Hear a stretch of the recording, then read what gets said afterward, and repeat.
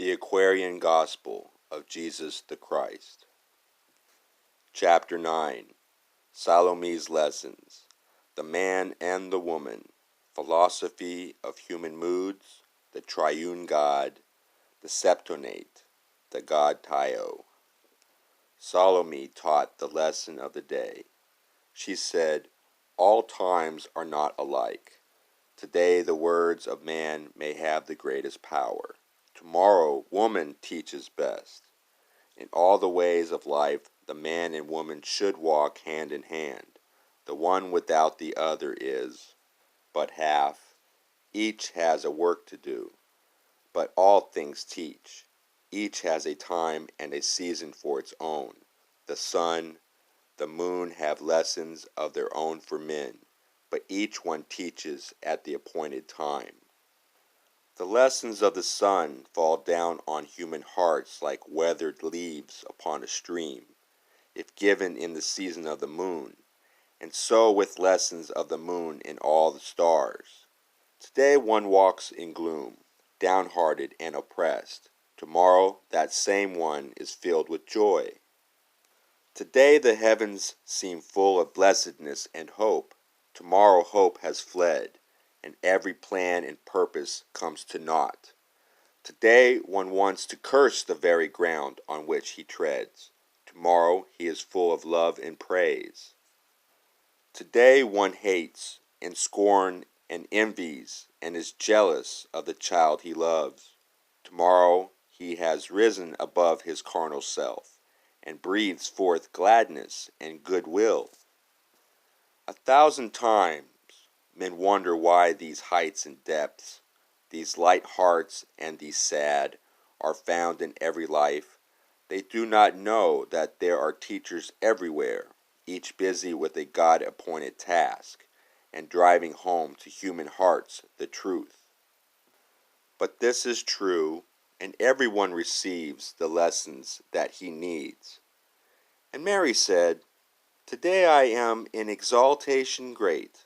My thoughts and all my life seem lifted up.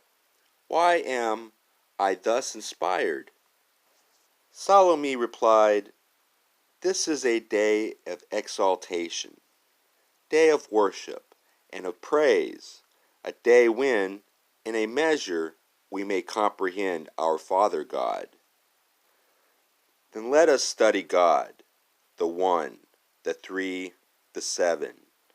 Before the worlds were formed, all things were one, just Spirit, universal breath, and Spirit breathed, and that which was not manifest became the fire and thought of heaven, the Father God, the Mother God. And when the fire and thought of heaven in union breathed, their Son, their only Son, was born. This Son is love, whom men have called the Christ. Men call the thought of heaven the holy breath. And when the triune God breathed forth, lo, 7 spirits stood before the throne. These are the Elohim, creative spirits of the universe. And these are they who said, "Let us make man," and in their image man was made. In the early ages of the world, the dwellers in the farther east said, "Teo is the name of universal breath," and in the ancient books we read, "No manifesting form has Teo great, and yet he made and keeps the heavens and earth.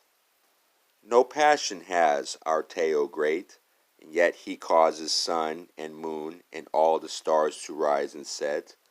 No name has Teo great, and yet he makes all things to grow. He brings in season both the seed time and the harvest time." And Teo great was one. The one became the two became the three evolved the 7, which filled the universe with manifest. And Teo great gives unto all, the evil and the good, the rain, the dew, the sunshine, and the flowers. From his rich stores he feeds them all.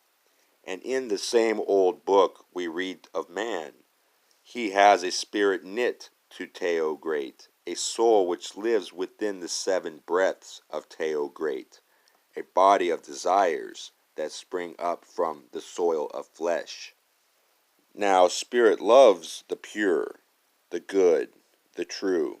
The body of desire extols the selfish self. The soul becomes the battleground between the two.